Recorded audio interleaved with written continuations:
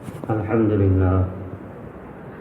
لله نحمده ونستعينه ونستغفره ونؤمن به ونتوكل عليه ونعوذ بالله من شرور أنفسنا ومن سيئات أعمالنا من يهد الله فلا مضل له ومن يضلله فلا هادي له ونشهد أن لا إله إلا الله وحده لا شريك له ونشهد أن سيدنا ومولانا محمدا عبده ورسوله صلى الله عليه وسلم تسليما كثيرا أما بعد فأعوذ بالله من الشيطان الرجيم بسم الله الرحمن الرحيم ولقد كرمنا بني آدم وحملناهم في البر والبحر ورزقناهم من الطيبات وفضلناهم على كثير ممن خلقنا تفضيلا وقال سبحانه وتعالى أفحسبتم أنما خلقناكم عبثا وأنكم إلينا لا ترجعون وقال سبحانه وتعالى هل أتى على الإنسان حين من الدهر لم يكن شيئا مذكورا إنا خلقناه من نطفة أمشاج نبتليه فجعلناه سميعا بصيرا إنا هديناه السبيل إما شاكرا وإما كفورا وقال رسول الله صلى الله عليه وسلم من قال لا إله إلا الله بقلبه مخلصا بقلبه دخل الجنة قيل وما يخلصها يا رسول الله قال من أطاعني دخل الجنة قال أن تحجزه عن محارم الله وقال رسول الله صلى الله عليه وسلم كل أمتي يدخلون الجنة إلا من أبى قيل ومن يأبى يا رسول الله قال من أطاعني دخل الجنة ومن عصاني فقد أبى أو كما قال رسول الله صلى الله عليه وسلم السلام عليكم ورحمة الله وبركاته অসংখ্য শুকরিয়া প্রশংসা পবিত্রতা ওই রব্বুল আলামিনের জন্য যিনি আমাদের প্রতি মেহেরবানি করছেন, দয়া করছেন। আজকে এই সবে জুমার রাতে আল্লাহর কাছে পৃথিবীতে সবচেয়ে পছন্দনীয় স্থান মসজিদে এসে মাগরিবের নামাজ পড়ার তৌফিক দান করছেন। এরপরেও দিনী আলোচনা করা এবং শোনার এক মজলিসে বসার তৌফিক দান করছেন। আল্লাহ তাআলারই বিশেষ মেহেরবানি। তবে এতটুক আমাদের পক্ষ থেকে যারা আগে থেকে চেষ্টা করে আসছিলাম, নিয়ত করছিলাম যে আজকে মাগরিবের নামাজ মারকাজে যায় পড়ব, তো আল্লাহ তাআলা সেই পরিমাণ তৌফিকও দিচ্ছেন। আল্লাহ রাব্বুল আলামিন কালামে পাকের মধ্যে বলছেন, মানুষ আল্লাহকে পাওয়ার জন্য, আখিরাতকে পাওয়ার জন্য যে যে পরিমাণ চেষ্টা করে আমি তাকে সেই পরিমাণ তৌফিক দিই। ওয়ালাইসা লিল ইনসানি ইল্লা মা সাআ, মানুষ ততটুকু আমলের তৌফিক পায়, আল্লাহ পর্যন্ত ততটুকু আগাইতে পারে, দিনের ততটুকু বুঝ পাইতে পারে যে পরিমাণ সে চেষ্টা করে। ইহা থেকে একটা জিনিস বোঝা গেল, মানুষ আগে চেষ্টা করবে, এরপরে আল্লাহ তাআলা তৌফিক দিবেন। কখনো কখনো এর বিপরীত হয়, তবে স্বাভাবিক নিয়ম হইল মানুষ আগে চেষ্টা করবে, পরে সে আল্লাহ তাআলা থেকে তৌফিক পাবে। কখনো আল্লাহ তাআলা তার কুদরতকে প্রকাশ করার জন্য চেষ্টা ছাড়াই অনিচ্ছা সত্ত্বেও আল্লাহ তাআলা তাকে সঠিক পথ দেখাইতে পারে, সেটা ভিন্ন কথা। তবে স্বাভাবিক নিয়ম হইল এটাই। এরপরে একটু আগে বেরিয়ে আল্লাহ রাব্বুল আলামিন বলতে আছেন, তাকে যেই কথাটা বলা হইল যে আল্লাহকে পাওয়ার জন্য যতটুকু চেষ্টা করবে ওই পরিমাণ সে তৌফিক পাবে, বলে এইটা শুধু কথার কথাই নয়, সে দুনিয়াতে করবে এবং তাহার প্রতিদানও সে পাবে এবং তাকে দেখানো হবে।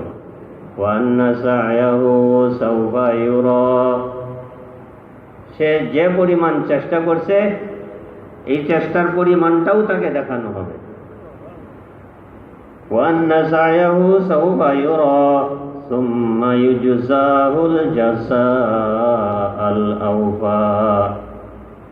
তো সে চেষ্টা করলো, চেষ্টা দেখানো হবে এবং তার কি প্রতিদান হইতে পারে সেইটাও তাকে পরিপূর্ণভাবে দিয়ে দেওয়া হবে, বিন্দু মাত্রও তার মধ্যে কম করা হবে না।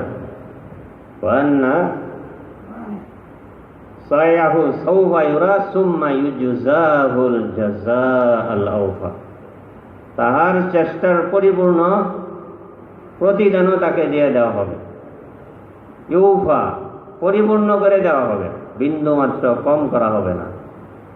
এটা এই জন্যই বলা হয়েছে দুনিয়াতে মানুষের মাঝে কিছু আপোষেও নিয়ম নীতি আছে, এইটারও বিপরীত হবে আখেরাতে। সেটা কি, অনেক সময় দুনিয়াতে মানুষ বেচা কিনা করার পরে মূল্যর মধ্যে মোট জোর সংখ্যার পরে কিছু ভগ্নাংশ থাকে, অতিরিক্ত কিছু সংখ্যা থাকে।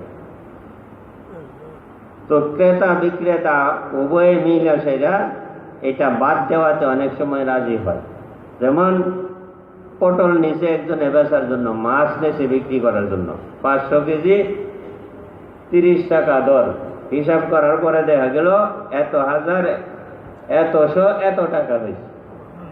তখন এই রাউন্ড ফিগার বাদে 2-4-5 টাকা থাকে। তখন ক্রেতাও বলে বা এটা অতিরিক্তটা বাদ দেও, তখন বিক্রেতাও কি হয়ে যায়, রাজি হয়ে যায়। এটা কিন্তু তারই মালের মূল্য। এরকম যত জিনিস বিক্রি হয় সব ক্ষেত্রে এরকম হয়। আল্লাহ রাব্বুল আলামিন এইটার দ্বারা বুঝাই দিতে চাইতেছেন, বান্দা তোমারও আমার সাথে একটা লেনদেন হয়েছে, বিনিময় হয়েছে, তুমিও একটা জিনিস পাইবা, একটা প্রতিদান পাইবা, কিন্তু তার মধ্যে ওই রকম করা হবে না, বরং পরিপূর্ণই তোমাকে দিয়ে দেব।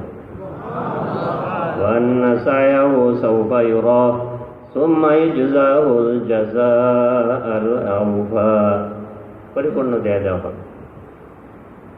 হ্যাঁ, তো আমরা চেষ্টা করছি, আল্লাহ তাআলা তৌফিক দান করছেন। তৌফিকটা আল্লাহ তাআলারই, এবং এই তৌফিক পাওয়া এবং আমল করা এতে শুধু আমাদেরই লাভ, আমাদেরই কল্যাণ, দুনিয়াতেও এবং আখিরাতেও। আল্লাহ তাআলার না কোনো লাভ আছে না কোনো ক্ষতি আছে। আল্লাহ তার জায়গায় আছেন, থাকবেন। সমস্ত মানুষও যদি নাফরমান হয়ে যায় তাতেও আল্লাহ তাআলার কোনো ক্ষতি নাই। দুনিয়ার সমস্ত মানুষ যদি একেবারে 1 নম্বর আল্লাহওয়ালা হয়ে যায় তাতেও আল্লাহ তাআলার কোনো লাভ নেই। তো এই লাভ এবং ক্ষতি এইটা বান্দারই, এই কথাটাও বুঝতে হবে। এই কথা সে যেন চিন্তা না করে যে আমি যদি আমল করি তাহলে আল্লাহ তাআলার কোনো লাভ লোকসান আছে, এইটাও তার ইলমের মধ্যে থাকতে হবে না। বান্দার আমলের দ্বারা আল্লাহ তাআলার বিন্দু মাত্রও লাভ নাই, বিন্দু মাত্রও ক্ষতি নেই। তবে আল্লাহ হিসাবে, খালিক হিসাবে, মালিক হিসাবে বান্দার কাছ থেকে যদি এই জিনিসটা পান তো আল্লাহ তাআলা খুশি হয়ে যান, অনেক খুশি হয়ে যান, এবং তার ফলাফল প্রতিদান সে অনেকাংশে দুনিয়াতেও পায় এবং পরিপূর্ণ লাভ আল্লাহ তাআলা তাকে আখিরাতে দিবেন। আর যদি না করে তাহলে আল্লাহ রাব্বুল আলামিন অসন্তুষ্ট হয়ে যান। তো আল্লাহ তাআলা অসন্তুষ্ট হলে কি হবে, কতটুকু ক্ষতি হবে, এই জিনিসটা বোঝানোর জন্য আল্লাহ তাআলা মানুষকে দুনিয়াতে দুই রকমের বানাইছেন। একজন হইল শাসক, আর এক প্রকার হইল শাসিত। তো শাসক যে শাসিতের প্রতি সন্তুষ্ট হয়, বিভিন্ন রকমের সুযোগ সুবিধা সে পাইতে থাকে। এই কথাটা ঠিক কি না? এই কথাটা ঠিক। হ্যাঁ, যে শাসক পরিচালক সে যদি সন্তুষ্ট হয় যে তার অধীনে থাকে, শাসিত তার অনেক সুযোগ সুবিধা হয়ে যায়। আর যদি শাসক অসন্তুষ্ট থাকে, তাহলে শাসিত ন্যায়ের পথে থাকার পরেও বিভিন্ন সময়ে বিভিন্ন পেরেশানিতে পড়ে যায়, কষ্টে পড়ে যায়। এই কথাটাও ঠিক, ঠিক কি না? তবে এটা তো হইল দুনিয়ার একেবারেই সাময়িক। যতদিন মৃত্যু আছে, হায়াত আছে, ততদিন। মৃত্যুর পরে আর এই সুযোগ ওই শাসকের নাই, সে আর কোনো ক্ষমতা তার উপরে খাটাইতে পারবে না। পক্ষান্তরে যার অসুবিধা করলো, বরং সেটার প্রতিশোধ অন্যায়ভাবে হয়ে থাকলে আল্লাহ তাআলা অবশ্যই তার কাছ থেকে উসুল করে তাকে পুরা করে দিবে। তো আল্লাহ রাব্বুল আলামিন হইলেন সমস্ত শাসকের শাসক। তো আল্লাহ হইলেন একমাত্র শাসক, আর দুনিয়ার সব কিছু হইল শাসিত। তার মধ্যে গুরুত্বপূর্ণ শাসিত হইলাম আপনি এবং আমি। হযরতে আদম, বনি আদম, মানব সন্তানরা আমরা হইলাম সবচেয়ে গুরুত্বপূর্ণ। তো আমাদের শাসক আল্লাহ রাব্বুল আলামিন যদি বিরক্ত হয়ে যান, তাইলে কি হবে? এবং এই ঘোষণাটা আল্লাহ রাব্বুল আলামিন কালামে পাকের মধ্যে অনেকবারই বলছেন, কুলিল্লাহুম্মা মালিকাল মুলক। নবীজি সমস্ত মানব জাতিকে, বর্তমানে যারা উপস্থিত আছে এদেরকে বলে দেন, এবং কিয়ামত পর্যন্ত এটা বলবৎ থাকবে। যতদিন কালামে পাক আছে ততদিন পর্যন্ত এই কথাই থাকবে, কি কুলিল্লাহুম্মা মালিকাল মুলকি তুতিল মুলকা মান তাশা। নবীজি আপনি বলে দেন, মানুষ যেন ক্ষমতার ধোঁকায় না পড়ে, কেননা সমস্ত বাদশার বাদশাহ এক আল্লাহ। এই কথাটা আপনি তাদেরকে বলে দেন, কুলিল্লাহুম্মা মালিকাল মুলক। সমস্ত রাজত্বের, সমস্ত রাজা বাদশাদের একমাত্র রাজা, একমাত্র মালিক এক আল্লাহ। তুতিল মুলকা মান তাশা, যে মালিকে মুলক, যাকে ইচ্ছা এই রাজত্ব দেন। ওয়া তানজিউল মুলকা মিম্মান তাশা, এবং যাহা থেকে ইচ্ছা এই রাজত্বকে আল্লাহ তাআলা ছিনাইয়াও নিতে পারে। কিন্তু আমি এমন এক বাদশা, আমার কাছ থেকে রাজত্ব ছিনাই নিবে তো দূরের কথা, চিন্তাই করতে পারবে না। আমি এত বড় ক্ষমতাধর। হযরত ইব্রাহিম আলাইহিস সালাতু ওয়াস সালাম যখন বিবি সারাকে নিয়ে সফর করে যাইতেছিলেন, এমন এক এলাকা অতিক্রম করতেছিলেন যে এলাকার এক শাসক ছিল, সে ছিল জালেম এবং অপর দিক দিয়ে সে চরিত্রহীন। সে একদল লোক নিযুক্ত করে রাখছিল তার বাড়ির সামনে দিয়ে যারা চলাচল করত, তাদেরকে দেখাশোনা করার। কি যদি কোনো পুরুষের সাথে কোনো মহিলা থাকতো, তো ওদের প্রতি আদেশ ছিল যে তাদেরকে ধরে আমার কাছে নিয়ে আসবা।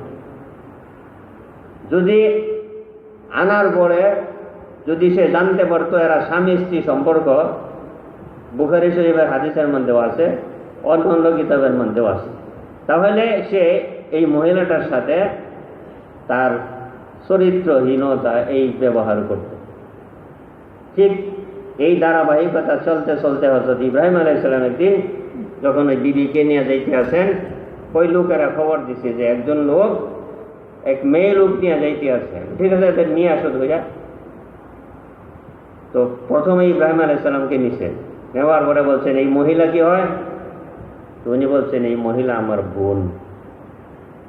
আচ্ছা, ওনাকে ছাইড়া দেওয়ার পরে উনি বিবির কাছে আসছেন, আইসা বলছেন দেখো আমি কিন্তু এই কথা বলে আসছি, এবং আমার এই কথাটা বাস্তব পক্ষেই সত্য। তার অনেক প্রকার ব্যাখ্যা মুহাদ্দিসিনে কেরাম করছেন। তার মধ্যে একটা হইল ওই সময়ে শুধুমাত্র ওনারা দুইজনই মুসলমান ছিলেন, আর কেউ মুসলমান ছিল না। এবং হাদিসেও আছে, আয়াতের মধ্যেও আছে, আল মুসলিম আকুল মুসলিম, এক মুসলমান আর এক মুসলমানের ভাই। তাহলে তারাই যেহেতু দুইজন পৃথিবীতে মুসলমান, কাজেই ইব্রাহিম আলাইহিস সালাম মুসলমান ভাই, আর হযরত সারা উনি কি হইলেন? বোন হইলেন, ধর্মীয় ভাই বোন হইলেন কিনা? তো উনি বললেন, আমি যা বলছি তুমিও তাই বলবে। তাকেও ধরে নেওয়া হইল। নেওয়ার পরে জিজ্ঞাসা করছে, এই লোক কি হয় তোমার? বলে, এই লোক আমার ভাই হয়। কিন্তু সে বিশ্বাস করলো না। তো তাহার খারাপ ও কি কয় চরিত্র প্রকাশের জন্য তার দিকে যখন হাত বাড়াইল, তার হাত অবশ হয়ে গেল। ওই দিকটা সারা মনে মনে দোয়া করতেছেন, হে আল্লাহ, এই জালেম থেকে আমার ইজ্জত সম্ভ্রমকে আপনিই হেফাজত করেন। এক পর্যায়ে যায় সে পড়ে গেল, এবং মৃত্যুর আগ মুহূর্তে যেমন মানুষ হাত পা নাড়তে থাকে, এইভাবে সে হাত পা নাড়াইতে লাগলো। এখন হযরত সারা আবার চিন্তায় পড়ে গেলেন যে এই অবস্থায় যদি সে মারা যায়, তাহলে তো আমি খুনের আসামি হবো, আর কেউ নাই, আমরা দুইজন এখানে। হে আল্লাহ, এই বিপদ থেকে আপনি আমাকে হেফাজত করেন। আল্লাহর মেহরবানি সে আবার হুঁশ ফিরা পাইল। এইভাবে একবার, দুইবার, তিনবার হওয়ার পর তো এদেরকে ডাক দিল, এই তোমরা আমার কাছে তো একটা আস্থা শয়তান নিয়ে আসছো, কোনো মানুষ নিয়ে আসো নাই। তো যেটা বলতে চাইছিলাম, তো সে তো ক্ষমতার বাহাদুরি দেখায়া এক নবীর বিবির উপরে সে অত্যাচার করতে চেয়েছিল।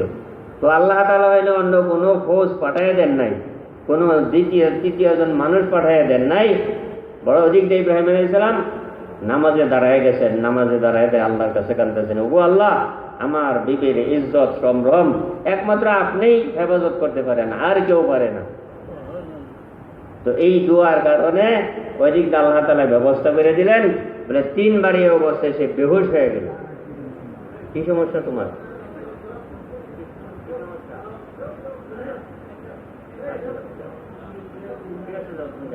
সমস্যা হয়ে যাও। তো সেও এক বাদশা ছিল, সেও ক্ষমতা দেখাইছে, কিন্তু সামান্য মুহূর্তের মধ্যে। এরপরে সে অতিরিক্ত কি করলো? হযরত সারাকে, হযরত হাজেরাকে হাদিয়া দিয়ে দিল, যাও এই মেয়েটাকে তোমার খাদেমা হিসেবে দিয়ে দিল। সাথে বিধাতা হাদিয়া দিয়ে দিল এক হাজেরাকে। যাই হোক, তো সেও ক্ষমতা দেখাইতেছিল, কিন্তু মুহূর্তের মধ্যে আল্লাহ তাআলা ক্ষমতা দেখাই দিলেন। কুলিল্লাহুম্মা মালিকাল মুলক তুতিল মুলকা মান তাশা ওয়া তানজিউল মুলকা মিম্মান তাশা ওয়া তুইজ্জু মান তাশা ওয়া তুযিল্লু মান তাশা। যাকে ইচ্ছা আল্লাহ তাআলা সম্মান ইজ্জত দান করেন, যাকে ইচ্ছা আল্লাহ তাআলা বেইজ্জতি করেন। এমনকি ইজ্জতের সমস্ত সরসামানার ভিতরে রাখাও আল্লাহ তাআলা তাকে বেইজ্জতি করতে পারেন। এই কথাগুলি নবীজি আপনি মানুষকে জানাই দেন। বিয়াদিকাল খাইর, সমস্ত কল্যাণ একমাত্র আপনার হাতেই। ইন্নাকা আলা কুল্লি শাইইন কাদির, হে আল্লাহ, নিশ্চয়ই আপনিই সর্বময় ক্ষমতার অধিকারী। সমস্ত বিষয়ের উপর, কাজের উপর আপনার ক্ষমতা রয়ে গেছে। এই কথাগুলি মানুষকে বলে দেয়। তো একমাত্র ক্ষমতা আল্লাহ তাআলা। তো ভাই, সেই আল্লাহ তাআলা অনেক মাখলুক আল্লাহ তাআলার আছে, অনেক জিনিস আল্লাহ তাআলা সৃষ্টি করছেন, যে সৃষ্টিগুলিকে মিলাইয়া মাখলুক বলা হয়। হাজারো লাখো গণনা করে মানুষ শেষ করতে পারবে না। একদিক দিয়ে যেমন আল্লাহর নিয়ামত গণনা করে শেষ করতে পারবো না আমরা, আর একদিক দিয়ে আল্লাহ তাআলার সৃষ্টি কি পরিমাণ আছে এইটাও আমরা শেষ করতে পারবো না। এই জিনিসও মানব জাতির জানা দরকার যে এই সমস্ত সৃষ্টি একমাত্র আল্লাহর। আলা লাহুল খালক, হে মানব জাতির, ভালো করে জেনে রাখো, সমস্ত সৃষ্টি একমাত্র আল্লাহরই। আলা লাহুল খালক, যেহেতু সৃষ্টি তার, ওয়ালাহুল আমরু, কাজেই এই সৃষ্টির উপরে আদেশ ও কর্তৃত্ব তারই চলবে।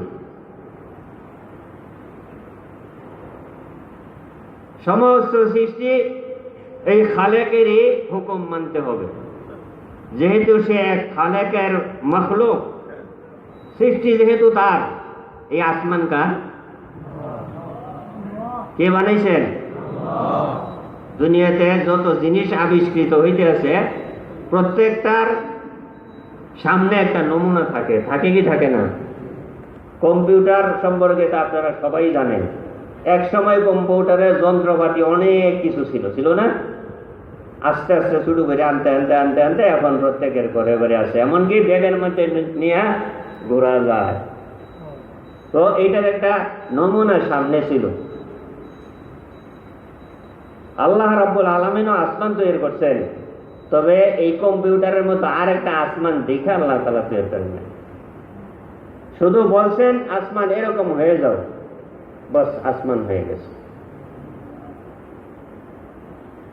ইন্নামা আমরুহু ইযা আরাদা শাইআন আন ইয়াকুলা লাহু কুন ফায়াকুন। দুনিয়াতে যত বড় আবিষ্কারক থাকুক, যত ক্ষমতা ধরেই থাকুক, তার একটা পরিকল্পনা বাস্তবায়ন করতে হইলে অনেক লম্বা সময় লাগে, অনেক জনবল লাগে, অনেক অর্থবল লাগে। লাগে কি লাগে না? এটা সবাই জানেন। আশা করি এখানে যারা আসছেন অনেকেই বুদ্ধিমান জ্ঞানী, কাজেই সব ব্যাপারে বিস্তারিত বলার সময়ও নাই, বলার দরকারও নেই। তবে আল্লাহ রাব্বুল আলামিন যে এই বিশাল আসমান তৈরি করলেন, তাতেও কি এরকম বিশাল জনবল লাগছিল, অর্থবল লাগছিল? ইন্নামা আমরুহু, ওনার সমস্ত বিষয় তো হলো এই ইযা আরাদা শাইআন, যখন কোন জিনিসের অস্তিত্ব আল্লাহ তাআলা চান, আইয়াকুলা লাহু, তখন সেই বস্তুটার জন্য শুধু বলেন কুন, এই বস্তু হয়ে যাও, ফায়াকুন, সাথে সাথেই তার অস্তিত্ব লাভ করে। তো আল্লাহ ইচ্ছা করছেন একটা আসমান বানাইবেন, তো বলছেন এই আসমান হয়ে যাও, হয়ে গেছে। এর কোনো নকশা নাই, এর কোনো ইঞ্জিনিয়ার নাই, এর কোনো মাল মেটেরিয়ালস কিচ্ছু নাই। আবার সেই আসমানকে তৈরি করছেন কি দিয়া? কিতাবের মধ্যে আসছে এক একটা আসমান এক একটা মূল্যবান ধাতু দিয়া, কোনোটা লোহা, কোনোটা তামা, কোনোটা স্বর্ণ, কোনোটা রূপা, এরকম দামি দামি জিনিস দিয়ে সেটা। এই যে দেখেন বিশাল মসজিদ, স্যারদেরকে যেখান কত কোটি টাকার মধ্যে খরচ হয়েছে। এই আমাদের দৃষ্টিতে অনেক বিশাল, কিন্তু আরো বড় বড় স্থাপনার দৃষ্টিতে ছোট্ট, ঠিক কিনা? এতেই দেখেন কত বছর লাগছে এবং কত মাল সামানা লাগছে, কত শ্রমিক, কত ভাইয়েরা নিজেরা এখানে শ্রম দিছে। পক্ষান্তরে আসমান, এই ছাদের পুরু আর কত, আসমানের পুরু কত? এক জায়গায় আছে 500 বছরের রাস্তা আসমানের পুরু। এখন এই 500 বছরের রাস্তা অতিক্রম করবেন কি দিয়া? পায়ে হাইটা? এইটাও হইতে পারে। যদি পায়ে হাইটা হয়, কিতাবে লেখে, ফেকার কিতাবে, একজন সুস্থ মানুষ সকাল থেকে সন্ধ্যা পর্যন্ত সে যদি হাঁটে, রাস্তায় বিশ্রাম করে, নামাজ পড়ে, উজু করে, ইত্যাদি নাস্তা পানি করে, তাহলে সে 16 মাইল হাঁটতে পারে। কত মাইল? 16 মাইল। তাহলে এইবার চিন্তা করেন, 500 বছরকে 16 মাইল দিয়ে কি করেন পূরণ দেন, কত হয় কমপক্ষে? এইটাও সম্ভাবনা আছে যে যুগে এই কথাটা বলা হবে, ওই যুগের দ্রুততম বাহন হইতে পারে, এই সম্ভাবনাও আছে। তাহলে আজকের যুগের সবচাইতে দ্রুততম বাহন হইল কি? আল্লাহু আকবার, রকেট, আরো বিদ্যুৎ আল্লাহ তৈরি করছেন। এই গতিতেও যদি হয় তবু 500 বছরের রাস্তা। এত পুরো আসমানকে আল্লাহ তাআলা তৈরি করছেন, এই সামান্য ছাদকে রাখার জন্য খুঁটি করেন কতটি? বিগাইরি আমাদিন তারাউনাহা। হে মানব কুল, তুমি একটু আকাশের দিকে তাকায় দেখো, তোমার ঘরের ছাদ, মসজিদ, মাদ্রাসা, এগুলির ছাদের দিকেও তাকায় দেখো। সামান্য একটা ঘরে তুমি কতগুলি খুঁটি লাগাইছো সেই ছাদকে টিকানোর জন্য।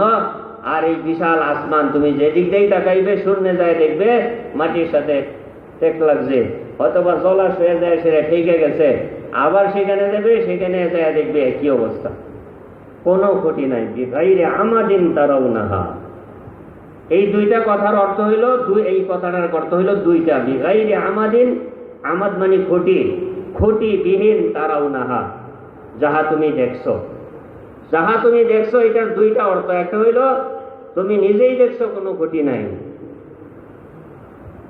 আর একটা অর্থ হইল ক্ষতিবিহীন আমি তৈরি করছি, ক্ষতিবিহীন আসমান তুমি দেখতে আসো, ক্ষতি নাই এইটাও দেখতে আসো, ক্ষতিবিহীন তৈরি করছি এইটাও দেখতে আসো।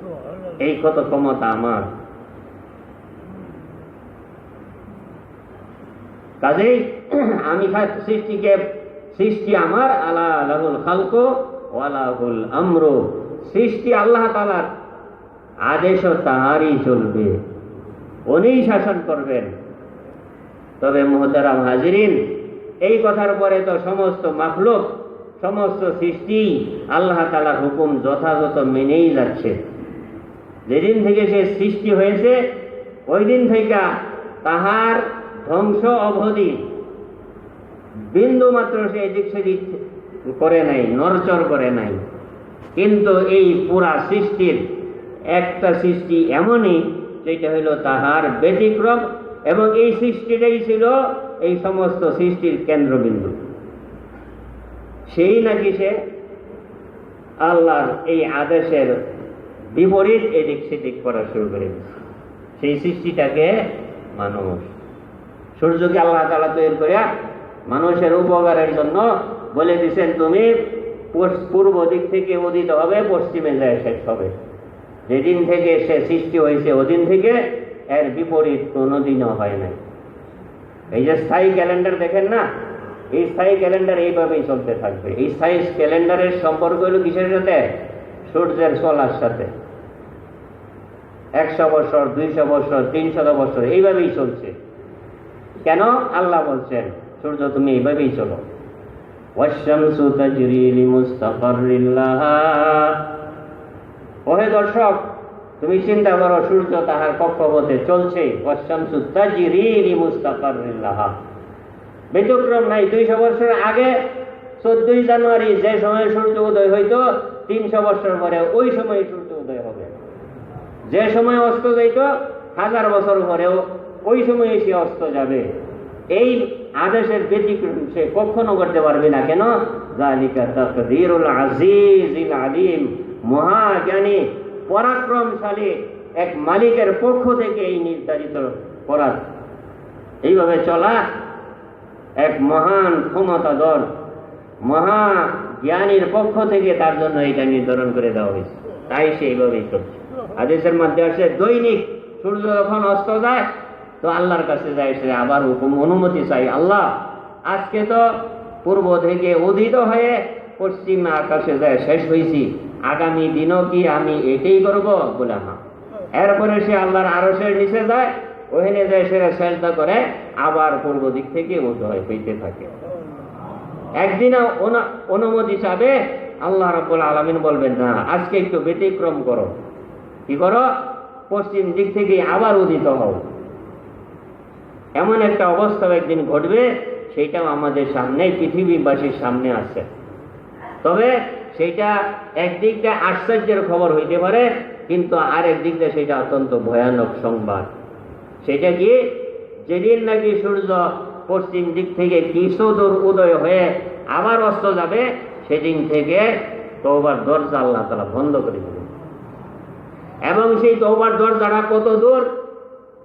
মিশকাত শরীফের হাদিসের মধ্যে আছে, আল্লাহ রাব্বুল আলামিন, হুজুর সাল্লাল্লাহু আলাইহি ওয়াসাল্লাম বলেন, আল্লাহ রাব্বুল আলামিন এই আসমান জমিন যেদিন থেকে সৃষ্টি করছেন, সেদিন থেকে তওবার জন্য একটা দরজা বানাইছেন। কিসের জন্য দরজা বানাইছেন? তওবার জন্য।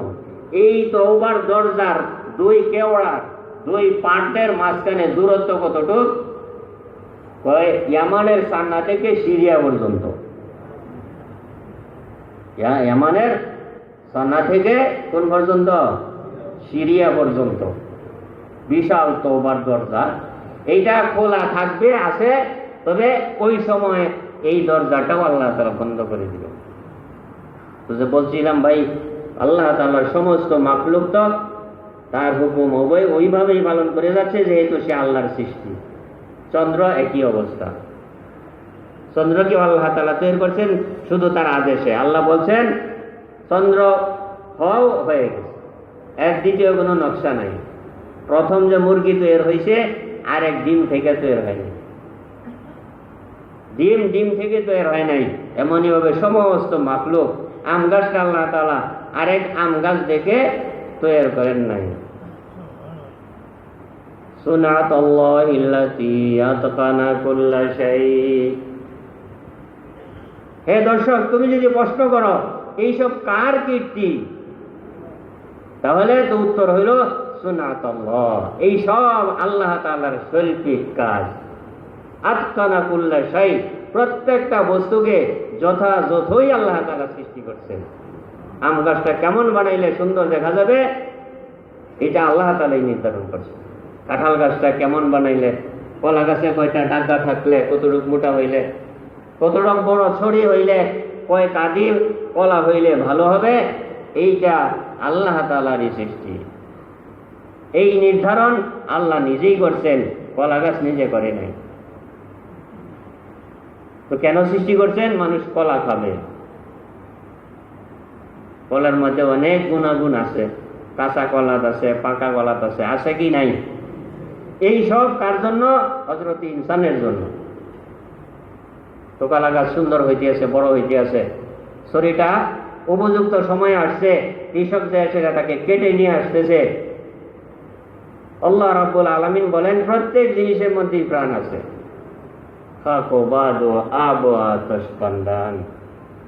তাই এক আল্লাহ বলতে আছেন, হে মানব জাতি, তুমি শুধু মানুষকে এবং প্রাণীকে প্রাণী বলছ, ইহা ছাড়াও হাজারো জিনিসের মধ্যে প্রাণ আছে, তবে তুমি বুঝো না, অনুভব করতে পারো না।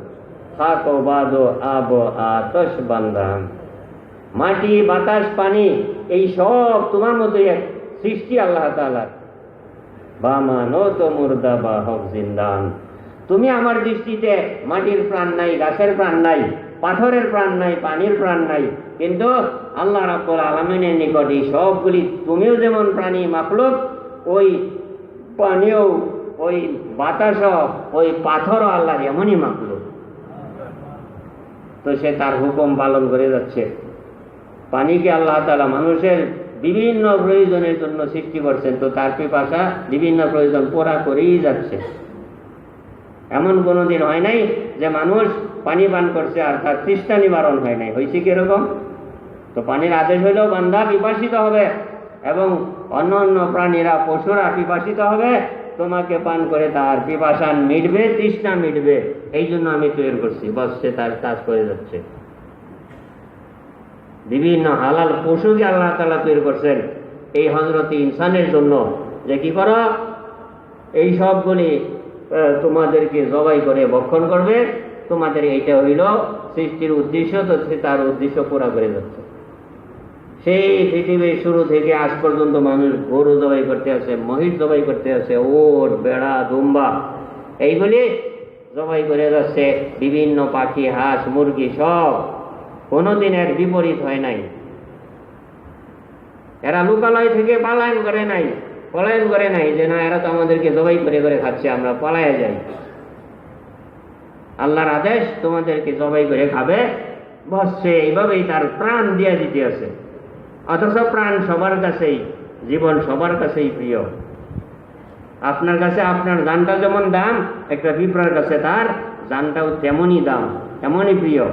তাই যদি না হইতো, তাহলে সুলাইমান আলাইহিস সালাম যখন উনার লস্কর বাহিনী নিয়ে যাইতেছিলেন, তখন পিঁপড়ার সর্দার কেন বললো, ইয়া আইয়ুহান নামলু দুখুলু মাসাকিনাকুম লা ইয়াহতিমান্নাকুম সুলাইমান ওয়া জুনুদুহু ওয়া হুম লা ইয়াশউরুন।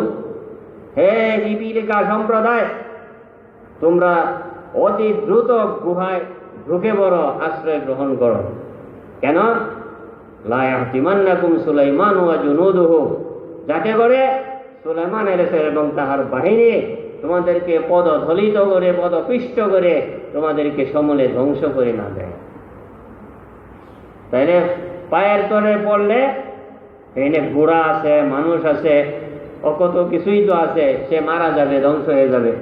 তো এটা থেকে সে বাঁচার জন্য চেষ্টা করতে আছে। কথা হইল কত কিছুই তো কথা বলে, এই পিঁপড়ার কথা আল্লাহ তাআলা সুলাইমান আলাইহিস সালামের কানে কেন পৌঁছায় দিলেন? আল্লাহু আকবার। ইহাও আল্লাহ তাআলার অসীম ক্ষমতার মধ্য থেকে এক ক্ষমতা সুলাইমান আলাইহিস সালামকে দেখায় দেওয়া, হে সুলাইমান আলাইহিস সালাতু ওয়াস সালাম, এত বিশাল রাজত্বের অধিকারী হইলেও কিন্তু অহংকার কিছু নাই। এক ছোট্ট পিপিলিকা, তার আওয়াজও আল্লাহ তাআলা সেখানে পৌঁছায় দিলেন। আরো সবচেয়ে রহস্যময় জিনিস যেটা, সেটা হইল এই যে এক ছোট্ট পিঁপড়া তার জাতির কল্যাণের, তার জাতিকে ধ্বংস থেকে হেফাজত করার জন্য চিন্তা করতে আছে। মহান রাব্বুল আলামিনের কাছে এই জিনিসটা বড় পছন্দনীয় হয়ে গেল। সূরা নামল নামে এক সূরাই নাযিল করে দিলেন কোরআনে কারীমের মধ্যে, সূরাতুন নামল। ইয়া আইয়ুহান নামলু দুখুলু মাসাকিনাকুম, মাসকানের বহু বচন মাসাকিন, বাসস্থান, তোমাদের স্ব বাসস্থানে ঢুকে পড়ো। লা ইয়াহতিমান্নাকুম সুলাইমান ওয়া জুনুদুহু। এই কথাটার দ্বারা বাহ্যিকভাবে বোঝা যায় যে তাহলে কি সুলাইমান আলাইহিস সালাম একজন নবী প্লাস বাদশাহ, তো তারা তো আসছেন দুনিয়াতে ন্যায় ইনসাফ কায়েমের জন্য। এই ইনসাফ তো শুধু মানুষের সাথে করবে না, ছোট থেকে ছোট প্রাণীর প্রতিও করতে হবে। এই জন্যই তো এক নবীর ঘটনা আসছে, ওনাকে পিঁপড়ায় এক এলাকায় গেছেন, পিঁপড়ায় কামড় দিছে। তো উনি গুসায় আশপাশে যত পিঁপড়া, গর্তের মধ্যে পিঁপড়া আসছিল সবগুলি আগুন দিয়ে জ্বালাই দিছে। এইটাও বুখারী শরীফের মধ্যে আছে। আল্লাহ রাব্বুল আলামিন বললেন, নবীজি এক পিঁপড়া কামড় দিল আর আপনি পুরা সম্প্রদায় পুরাই দিলেন। এরপরে আল্লাহ রাসূল সাল্লাল্লাহু আলাইহি ওয়াসাল্লাম বলেন, দেখো আগুন দিয়া পুরানোর একমাত্র ক্ষমতা আল্লাহ তাআলার, এই কাজ যেন দুনিয়ার আর কেউ করতে না চায়। অন্য শাস্তি দিবে, কিন্তু আগুন দিয়া পুরানোর অধিকার আর কারো নাই। এটা আল্লাহ তাআলা মৌতের পরে জাহান্নামীদেরকে করে দেবে। কাজেই তোমরা আগুন দিয়া পুরাইয়া মারতে যাইও না। এক বাহিনী পাঠিয়ে দিয়েছিলেন আল্লাহ রাসূল সাল্লাল্লাহু আলাইহি ওয়াসাল্লাম, এবং বলছিলেন যে ওই এলাকায় যায় সেরা ওই লোকদেরকে জ্বালাইয়া দিবা। তারা এখনো রওনা দেয় নাই। পরক্ষণে আল্লাহ তাআলা যখন জানাই দিলেন আগুন দিয়ে পুরানো যাবে না, আবার ওই বাহিনীর প্রধানকে, সেনা প্রধানকে ডাইকে না বললেন, আমি তো বলছিলাম কিন্তু নিষেধ করে দিলাম, ওই এলাকায় যাইয়া কোনো পুরানো যাবে না, কাউকে পুরাইয়া শাস্তি দেওয়া যাবে না। তো সবাই তো আল্লাহ তাআলার হুকুম পালন করে যাচ্ছে, এই জন্য যে সে এক খালেকের মাখলুক, আলা আলাহুল খালক, সমস্ত সৃষ্টি আল্লাহ তাআলারই, ওয়ালাহুল আমরু, কাজেই তাহার উপরে আদেশ আল্লাহ তাআলারই চলবে। তো সবাই তো আল্লাহর আদেশ মেনে যাচ্ছে, তবে একমাত্র সৃষ্টি হইলাম আপনি আমি, হযরত ইনসান বলে তার ব্যাপারেই কি হয়ে গেল বিপরীত। আর এটাই হইল সবচেয়ে বড় ক্ষতির কারণ, এবং এটা একটা অশনি সংকেত যে এটা মানব জাতির জন্য আদৌ কল্যাণের বিষয় না, বরং সে মহা সংকটের দিকে আগাচ্ছে, মহা শাস্তির দিকে আগাচ্ছে। সেই জন্য এইভাবে না আগায়, এই জন্য আল্লাহ রাব্বুল আলামিন আদম আলাইহিস সালাম, যিনি সর্বপ্রথম মানুষ, ওনাকেই নবী করে পাঠাইলেন। কেন? যাতে আল্লাহ তাআলার হুকুম লঙ্ঘন করে সে ওই বিশাল ক্ষতির সম্মুখীন না হয়। এই জিনিসটা বোঝানোর জন্য আল্লাহ রাব্বুল আলামিন দুনিয়াতেও একটা ব্যবস্থা রাখছেন। সেটা কি? আখিরাতে যত বিষয় আশয় আছে, প্রত্যেকটা বিষয়ের একটা নমুনা আল্লাহ তাআলা দুনিয়াতে রাখছেন। কথা বুঝতেছেন? আখিরাতে যত বিষয় আশয় আছে, প্রত্যেকটার একটা নমুনা দুনিয়াতে রাখছেন। এই জন্যই যাতে মানুষ অনুধাবন করতে পারে, বুঝতে পারে, এবং এইটা অনুধাবন করে তদ অনুযায়ী তার জীবনকে দুনিয়া থেকে গড়ে নেয়, জীবনটাকে যেন সে কাটায় না যায় দুনিয়ায়। কারণ যদি সে জীবন গড়ে না যায় তাহলে তার সর্বনাশ হয়ে যাবে, যদি শুধু কাটায় যায়। সেইগুলি কি? আখিরাতে যে সমস্ত বিষয় আশয় আছে, তার মধ্যে থেকে একটা বিষয় হইল যে মানুষ চির হায়াত চায়, দুনিয়াতে অনেক দীর্ঘকাল বাঁচতে চায়। লম্বা সময় কি করতে চায়? বাঁচতে চায়। এইটার জন্য মুসলিম অমুসলিম নির্বিশেষে বিভিন্ন রকমের কৌশল অবলম্বন করে। খাবারের মধ্যে ভাষাভাষি করে, এইটা খাবে না, ওইটা খাবে না, এটা কম খাবে, ওইটা বেশি খাবে, ব্যায়াম করে, গোসল করে, ইত্যাদি ইত্যাদি। মুসলিম ও মুসলিম সবাই এর মধ্যে সমান। কথা ঠিক কিনা? তো আল্লাহ রাব্বুল আলামিন বলেন, তুমি যতদিনই দুনিয়াতে থাকো একদিন মওত তো তোমাকে ধরবেই। আইনামা তাকুনু ইউদরিকুমুল মাউতু ওয়ালাউ কুনতুম ফি বুরুজিম মুশাইয়াদা। তুমি সুমহা কঠিন প্রাচীরের ভিতরও যদি থাকো, মৃত্যু তোমাকে একদিন এসে ধরবেই। আইনামা তাকুনু ইউদরিকুমুল মাউত, যেখানেই তুমি থাকো না কেন মৃত্যু তোমাকে ধরবেই, ইহা থেকে কেউ পালাইতে পারবে না। কাজেই এরা থেকে ব্যর্থ চেষ্টা করে সময় এবং অর্থ নষ্ট না করিয়া মৃত্যুটা যেন শুভ হয়। যে মৃত্যুতে আসমানের দরজাগুলি কাঁদে, এমন একটা মৃত্যুর জন্য তুমি প্রস্তুতি নিতে থাকো।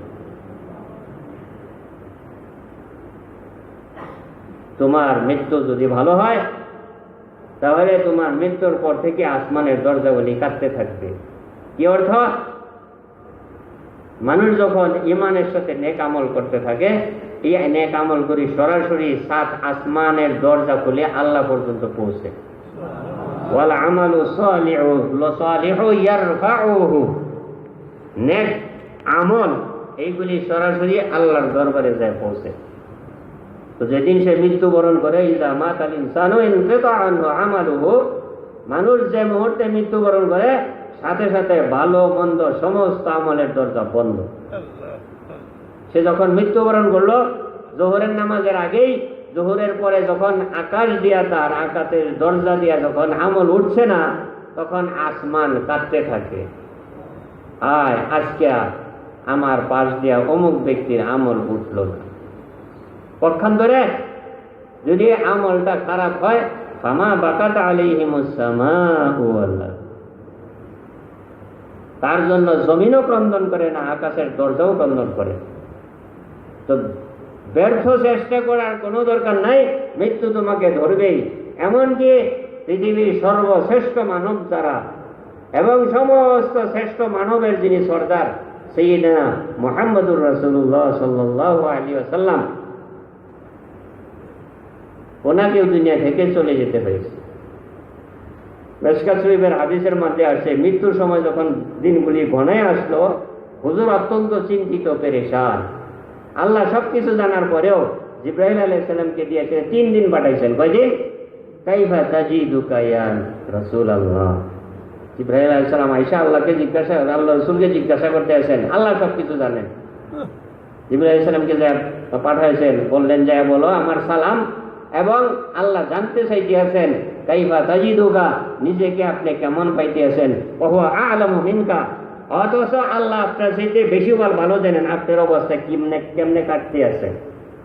আপনার অবস্থা কেমনে কাটতে আছে আপনার চাইতে আল্লাহ ভালো জানা সত্ত্বেও আপনার কাছে জানতে চাইতে আছে আপনি নিজেকে কেমন পাইতে আছেন। 3 দিনে আল্লাহ রাসূল জবাব দিয়েছেন, মাগমুমান মাহজুনান, অত্যন্ত চিন্তিত, অত্যন্ত ভারাক্রান্ত পাইতেছি নিজেকে।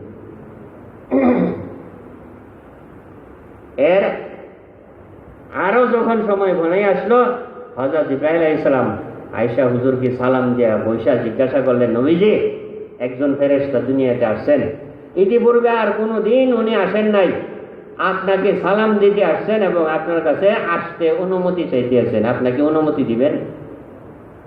হুজুর সাল্লাল্লাহু আলাইহি ওয়াসাল্লাম বললেন, হ্যাঁ ঠিক আছে, নিয়ে আসো। উনি আয়েশা সালাম দিলেন, দাঁড়াইলেন এবং হযরত জিবরাইল আলাইহিস সালাম পরিচয় করিয়ে দিলেন। এই নিয়ম তো ওখান থেকে চলে আসছে। কোনো মজলিসে কোনো নতুন মানুষ গেলে পরিচয় করে দেয়, অমুকের ছেলে অমুক অমুক জায়গায় এই করে, ঠিক আছে না? এটি নিয়ম। জিবরাইল আলাইহিস সালাম পরিচয় করে দিতেছেন হুজুরকে, হুজুর ইনি একজন ফেরেশতা, ওনার নাম হইল ইসমাঈল। কি না? ইসমাঈল আপনাকে সালাম দিল এবং ওনার সাথে 1 লক্ষ ফেরেশতা আছে। কত? এক একজনের নেতৃত্বে 1 লক্ষ ফেরেশতা আছে। কত হইল? আল্লাহু আকবার। ইনি এই প্রথম আসছেন, ইতিপূর্বে আর আসেন নাই। সালাম কালাম দিয়ে উনি জানতে চাইতেছেন, হুজুর আমি তো আপনার জান কবজ করার কাজে নিয়োজিত আছি, তবে আল্লাহ আমাকে বলছেন আপনি যত দিন ইচ্ছা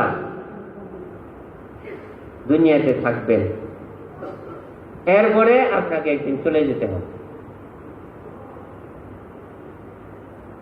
আপনাকে চলে যেতে হবে। এবং জিবরাইল আলাইহিস সালাম আরেক জিনিস জানা, উনি ওইটাও বলে দিলেন যে এক তো হইলো আপনি যতদিন ইচ্ছা ততদিন থাকতে পারেন, আরেকটা জিনিস জানা রাখেন, ওয়া ইন্না রাব্বাকা মুশতাকুন লিলিকাইক। তবে আরেকটা কথা হইল আপনার সাক্ষাতের জন্য আল্লাহ উদ্গ্রীব হয়ে আছে,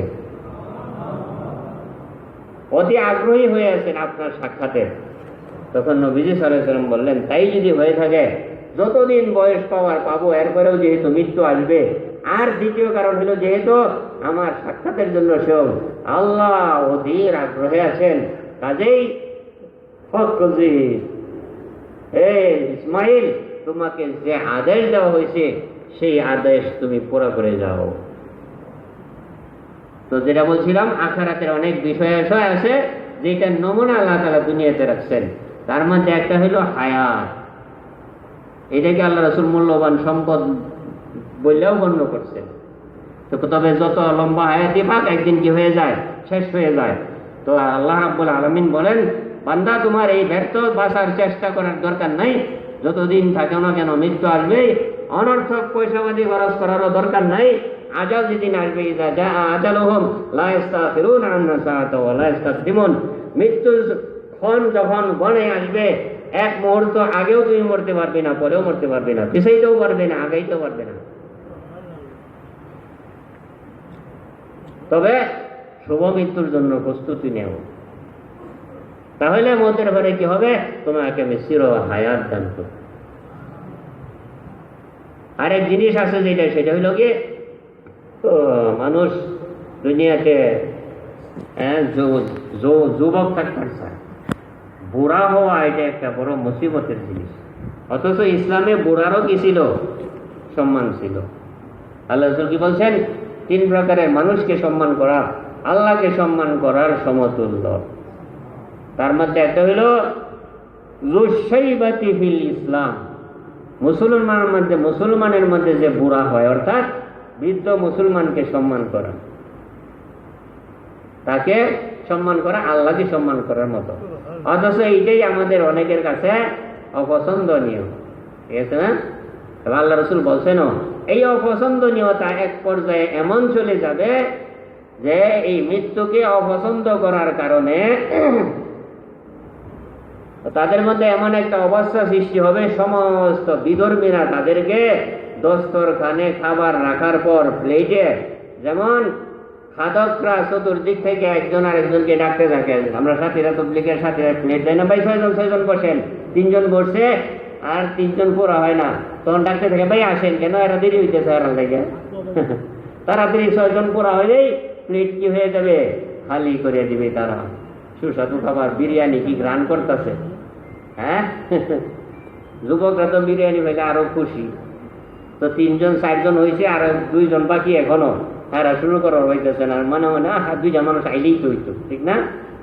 তো 2 জনের যেমন আশা করতে থাকে, আসেন এখানে আসেন, তাড়াতাড়ি শেষ করবার ডাকে সমস্ত বিজাতি এই মুসলমানদেরকে এইভাবে শেষ করে দেওয়ার জন্য ডাকাডাকি করতে থাকবে। কিছুটা আলামত দুনিয়াতে শুরু হয়ে গেছে মনে হয় না? সাহাবায়ে কেরাম প্রশ্ন করছেন, হে আল্লাহর রাসূল, এটা কিসের জন্য হবে? তখন গিয়ে আমরা সংখ্যা লঘু হব, সংখ্যায় আমরা কমে যাব? আল্লাহ বলছেন, না না, তোমাদের সংখ্যা অনেক হবে, সংখ্যা গরিষ্ঠ হবে। তবে তোমাদের মধ্যে তখন ওয়াহান ঢুকবে, ওয়াহান। সাহাবায়ে কেরাম, ওয়ামাল ওয়াহানু ইয়া রাসূলুল্লাহ, ওয়াহান কি জিনিস? হুব্বুদ দুনিয়া ওয়া কারাহিয়াতুল মাউত। আল্লাহ রাসূল বললেন, ওয়াহান হইল মৃত্যুকে অপছন্দ করা, সহজে মরতে না চাওয়া। এই এক বাঁচার আশায় অনেক অপকর্মের মধ্যে সে লিপ্ত হয়ে যাবে। যতই তুমি আশা করো হায়াতের, একদিন মৃত্যু তোমাকে ধরবেই। এবং যতই যুবক থাকতে চাও, এই যৌবনকাল চিরদিন থাকবে না, বার্ধক্য এসেই যাবে। এই জন্য এই বার্ধক্য ডাকার জন্য অনেকেই আগে দাঁড়িয়েই রাখে না, দাঁড়িয়ে তো পুরা দেখা যায়। আসা কথা হইল সময়ে দাঁড়িয়ে না রাখলেও খারাপ দেখা যায়, নিজেরাই দেখেন পরীক্ষা করিয়া। সুম্মা রাদাদনাহু আসফালা সাফিলিন ইল্লাল্লাযীনা আমানু ওয়া আমিলুস সালিহাত।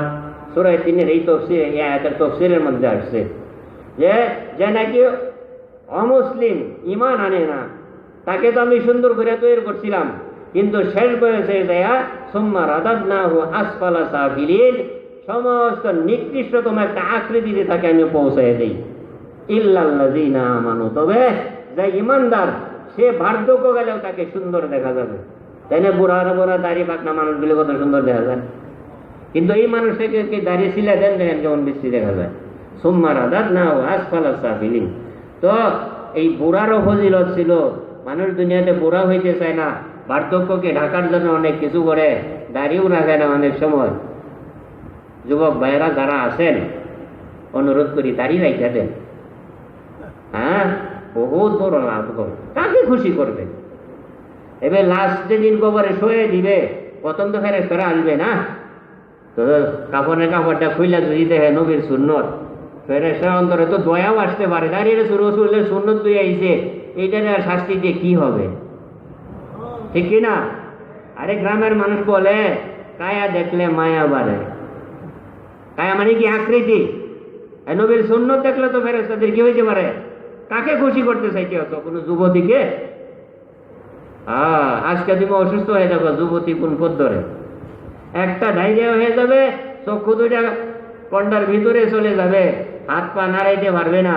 আর এই খবর যদি তার কাছে যায়, মায়া গো আর দেখা করবারই আসবে না। কার আশায়? পক্ষান্তরে নবীর সুন্নতের আশা, এটা করো, কাজে লাগবে। হ্যাঁ, অনেক ক্ষতি থেকেও বেঁচে যাবে। সেটা হইল কি, যারা বেশি বেশি দাড়ি সাজবে, দৃষ্টি শক্তি অতি তাড়াতাড়ি লোপ পাইতে থাকবে। কি করবে? ক্ষতি দুইটা হইল, টাকাও গেল, এদিক থেকে অসুস্থতাও আসতে থাকলো। কাজেই এটা মনের একটা ধোঁকা। নবীজির সুপারিশ ছাড়া কোনো মানুষের জান্নাতে যাবার কোনো উপায় নেই। এমনকি কিয়ামতে কুবরা যেটা হবে, আল্লাহ রসুল যেদিন কিয়ামতে কুবরা হয়ে যাবে, বিচার কার্য যেদিন শুরু হবে, ওই দিন গিয়া লম্বা ঘটনা আছে। মানুষ পেরেশান হইয়া এক এক নবীর কাছে যাইতে থাকবে যে পরিস্থিতি যা হয়েছে সহ্য হইতেছে না, বিচার কার্য শুরু হয়ে যাক, জান্নাতি হইলে হব, জাহান্নামে হইলে হব, কিন্তু এই যে অপেক্ষার অবস্থা, এটা আর সহ্য হইতেছে না। সবাই মিলে চলো আদম আলাইহিস সালামের কাছে যাবে, উনি আমাদের আদি পিতা। এইভাবে কয়েকজনের কাছে যাবে, সবাই বলবে না, এই ক্ষমতা আমার নাই। আদম আলাইহিস সালাম না করবেন, তোমরা নূহ আলাইহিস সালামের কাছে যাও, উনি দ্বিতীয় আদম। উনি বললেন তুমি ইব্রাহিম আলাইহিস সালামের কাছে যাও, উনি খলিলুল্লাহ। উনি বললেন তুমি মুসা আলাইহিস সালামের কাছে যাও, উনি আল্লাহর সাথে অনেক কথা বলছেন। উনি বললেন আমি পারবো না, তোমরা ঈসা আলাইহিস সালামের কাছে যাও, উনি রুহুল্লাহ কালিমাতুল্লাহ। উনি বলবেন আমি পারবো না, তবে তোমাদের একটা রাস্তা দেখাই দেই, উনি তোমরা মুহাম্মদ সাল্লাল্লাহু আলাইহি সাল্লামের কাছে যাও। তারা সকালে আসবে, আয়েশা বলবে আমাদের জন্য আল্লাহর কাছে সুপারিশ করেন, আল্লাহ বিচার কার্য শুরু করো, পরে যা হয় হবে। তখন উনি বলবেন হ্যাঁ এই অধিকার আমার আছে। তখন তিনি ওই মাকামে মাহমুদ, যেটা আযানের মধ্যে দোয়া করা হয়, হ্যাঁ, ওয়াবাসু মাকামাম মাহমুদানিল্লাযী ওয়া'আদতা, এবং এই মাকামে মাহমুদের জন্য দোয়া করতে আল্লাহ রাসূল বলছেনও যে তোমরা আমাকে মাকামে মাহমুদের জন্য দোয়া করো। এই মাকামে মাহমুদ হইল সুপারিশ করার একটা বিশেষ অনুমতি পাওয়া, যোগ্যতা পাওয়া। এইটা একমাত্র আল্লাহ রসুলকে দিবেন। তিনি আল্লাহ রাব্বুল আলামিনের প্রশংসা করার পরে আল্লাহকে অনুরোধ করবেন, তখন আল্লাহ তাআলা বিচার কার্যের জন্য তার সিংহাসনে আসীন হবেন। এর আগে বিচার কার্যও শুরু হবে না। তাহলে ওই নবীকে খুশি না কইরা কোনের সমাজ কোথাকার কে, তাকে খুশি করলে কি লাভ হবে? মরার সাথে সাথেই তো সে হাতছাড়া হয়ে যাবে, দূরে সরে যাবে। তো আল্লাহ রাব্বুল আলামিন বলতে আছেন, তাহলে দুনিয়াতে তুমি জওয়ানিকে পছন্দ করতে, আমি তোমাকে চির যুবক বানাই দিব, কোনদিন বুড়া হবে না। আনতা শুব্বু ফালা তাহরামু আবাদা, চিরদিনের জন্য তুমি যুবক হয়ে যাও, কোনদিন বার্ধক্যতা তোমাকে পাবে না। যাই হোক মোহতারাম হাজিরিন, যেটা বলতেছিলাম, এক তো হলো যে সমস্ত মাখলুক আল্লাহর আদেশ চলতে আছে, তবে একমাত্র হযরত ইনসান বিপরীত, সেই আল্লাহর হুকুমের বিপরীত চলতে আছে। এবং এই ইচ্ছাটা আল্লাহ তাআলাই দিয়েছেন,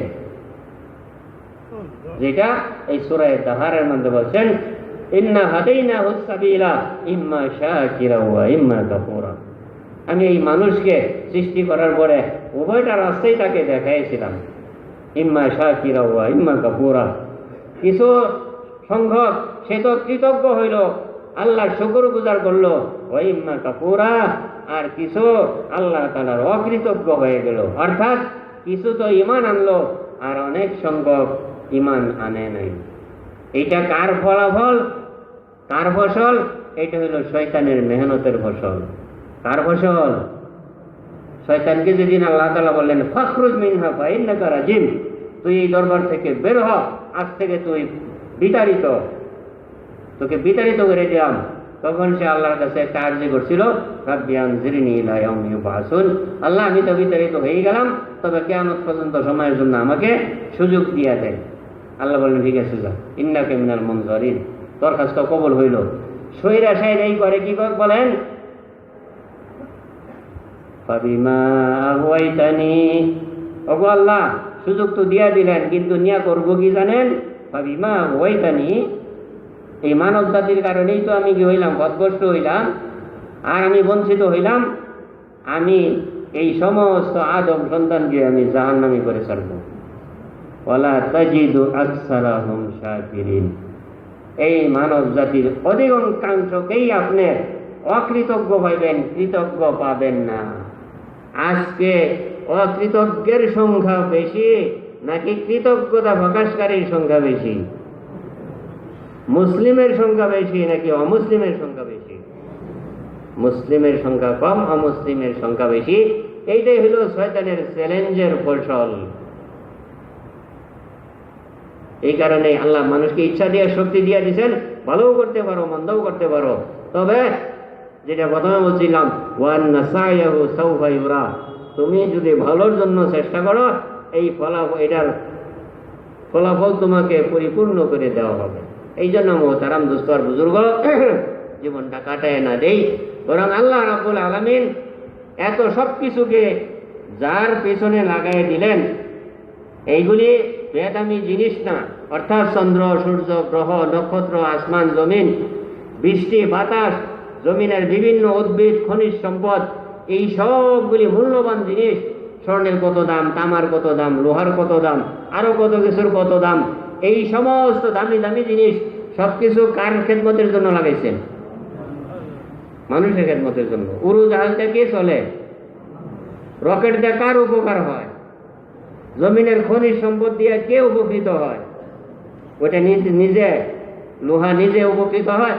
ওয়ানজালনাল হাদিদা ফীহি বাসুন শাদীদ ওয়া মানাফিউ লিন-নাস।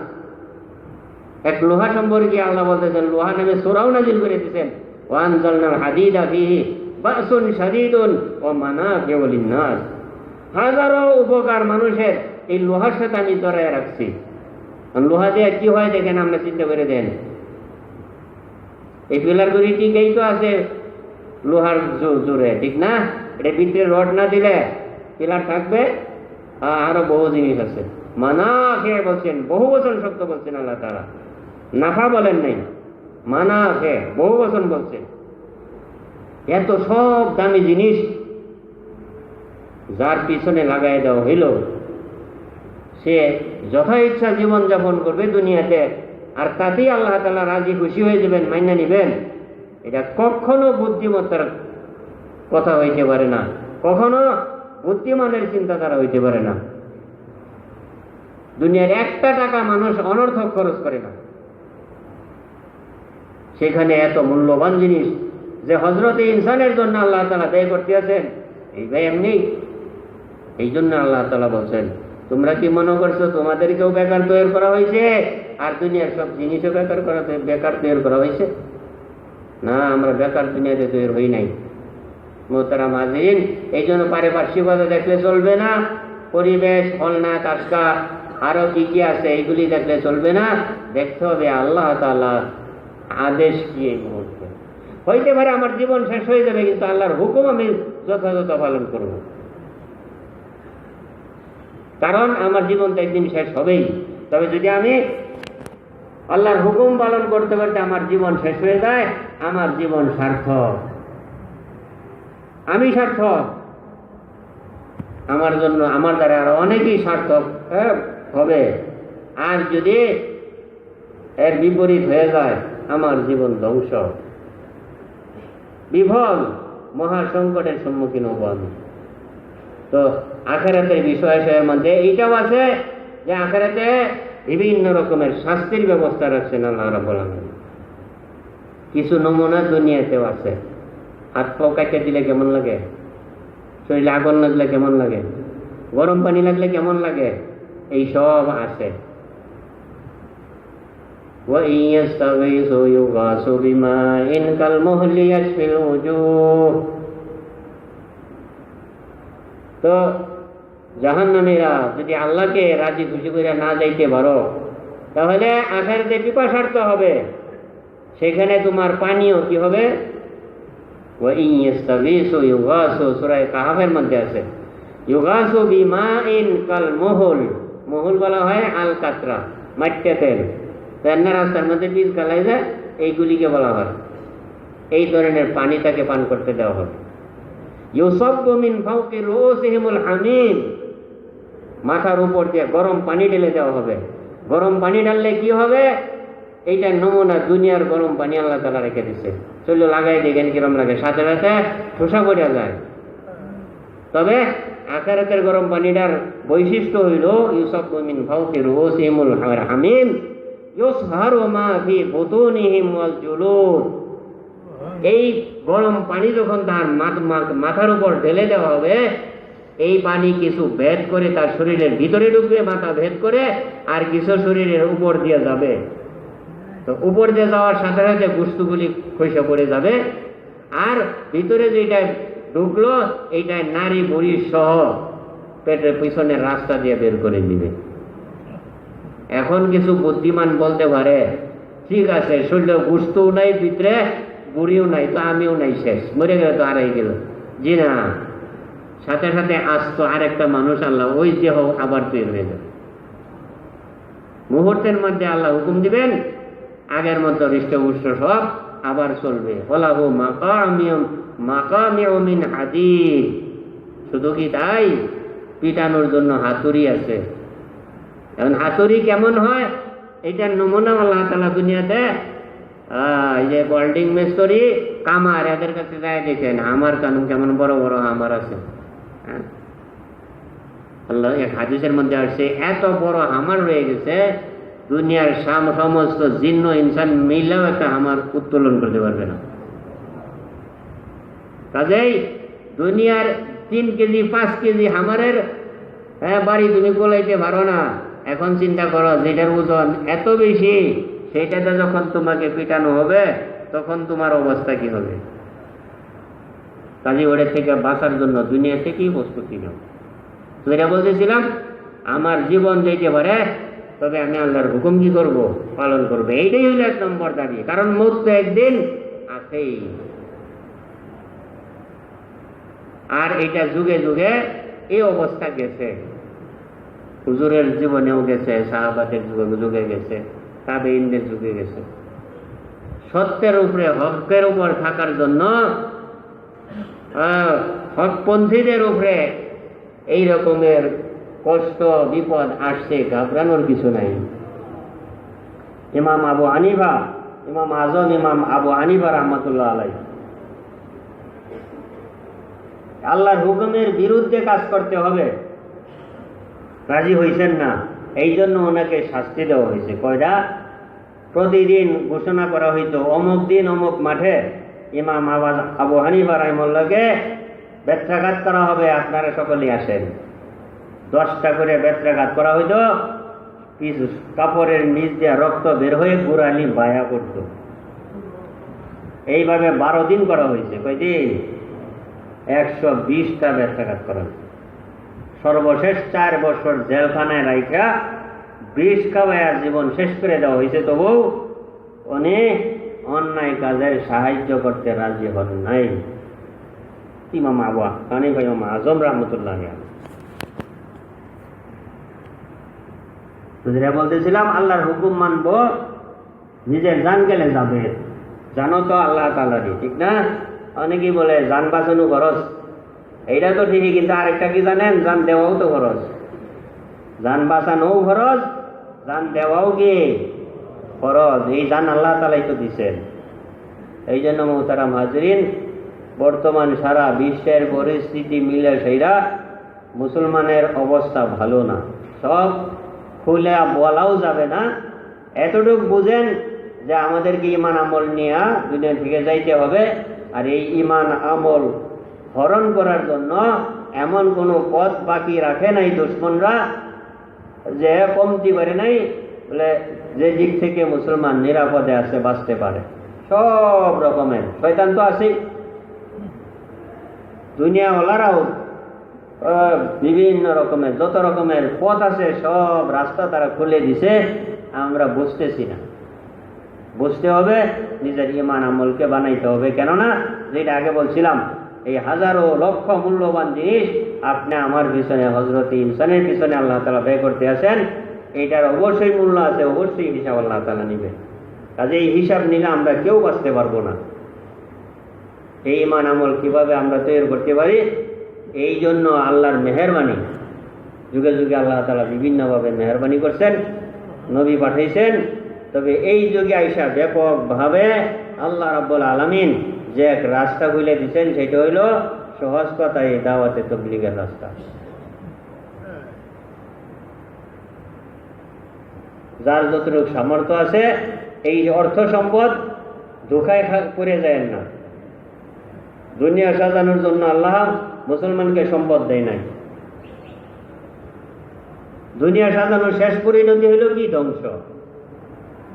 এই যে সুন্দর সুন্দর বিল্ডিং বানানো হইতে আছে, এটি স্থায়িত্ব কতদিন?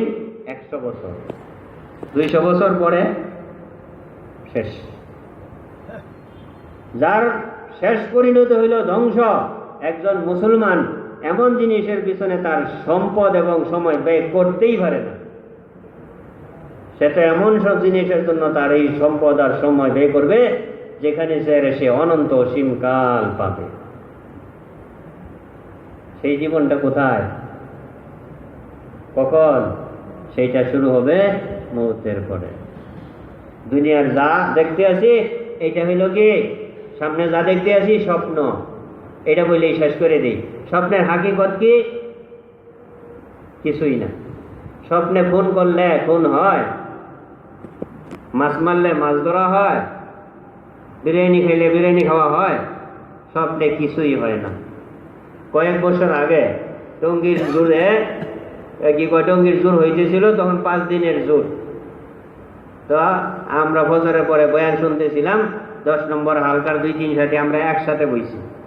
আমার পাশে আজিজুল হক ভাই, নেত্রকোনার মানুষ, প্রাইমারির রিটায়ার মাস্টার, সেও আমার ডাইনে বামে, আমার ডাইনে আরেকজন, আমি মাঝখানে।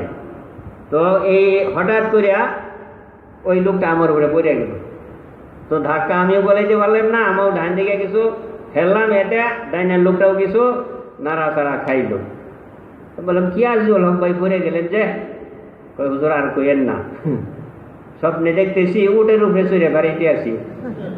কি করতে আছে? টঙ্গীর ময়দানে বয়ান হইতে আছে ফজরের পরে, আর এখানে বৈশা কি দেখতে আছে? উটের পিঠে চড়া বেড়াইতে আছে। পশুর একটা স্বভাব হইল উঁচু কিছু এবং খেরের পালা আছে না, এইগুলি দেখলে দুই রেগে একটা ঘেঁষা দেওয়া পরে জায়গা, দেখছেন এরকম? তো চড়তে চড়তে বিশাল এক খেরের পালা, তো উটটা ওই খেরের পালা দেখা দৌড় দেখে ঘেঁষা মারছে, আমি পড়ে গেছি। তো সে যখন উটের পিঠে চড়িয়া ঘুরতেছিল, স্বপ্ন দেখতেছিল, এটা স্বপ্ন ছিল? স্বপ্ন ছিল? স্বপ্নই যদি থাকতো তাহলে তো সে পড়তো না। তো সজাগ হয়ে দেয়, না ঘোড়া উট আছে, না খেরের পালা আছে, নিচে তার চাটাই বিছাই ওই দিকটা তখনও বয়ান চলতেই আছে। তো আসলে কিছুই নেই, টঙ্গীর ময়দানে সে বসা। তো দুনিয়ার কিছু সবকিছু যা দেখতে আছি চোখের সামনে, এইগুলোও এর চাইতে অতিরিক্ত কিছুই নাই। চোখের সামনে অনেক কিছু দেখতে আছি না, এইগুলি সব কি স্বপ্ন। কিন্তু যখন দেখতে আছি এটা স্বপ্ন মনে হইতেছে না। আজিজুল হক ভাই সে তার স্বপ্নে মনে হইতেছিল না। এখন মাঝে মাঝে এর নিয়ে মজা করি, কি আজিজুল হক ভাই ওটে চলবেন? হ্যাঁ আসছে, আজকে আসছে কিনা জানি না। যাই হোক, স্বপ্ন তো স্বপ্নই। স্বপ্ন ভাঙবে কখন? মৃত্যুর দ্বারাই স্বপ্ন ভাঙবে। মৃত্যুর দ্বারাই স্বপ্ন ভাঙবে, এর আগে ভাঙবে না। এরপরে যে জাগবো আমরা, এইটাই হলো প্রকৃত জাগা, এইটাই হবে আসল। তবে এটা এখন বুঝে আসতেছে না। যেরকম মোহতারাম হাজরিন, ঈমান অনেক মূল্যবান জিনিস। এটা হরণের জন্য নিজের ভিতর থেকে নিয়ে সেরা বাহিরের পরিবেশে আশ্বাসের বহু সূত্র আছে, সব রকমের চেষ্টা চালায় যেতে আছে। তবে কিনা আপনি আমার মতো মানুষ, আমরাই আছি বেহুশের মধ্যে, হ্যাঁ, এক নিশার মধ্যে পড়িয়া সব কিছু ভুলে যেতে আছি। কিন্তু হঠাৎ যখন মৃত্যু আইসা পড়বে তখন জাগ্রত হব, ঘুম ভাঙবে, কিন্তু তখন আর আফসোস করা ছাড়া কিছুই থাকবে না।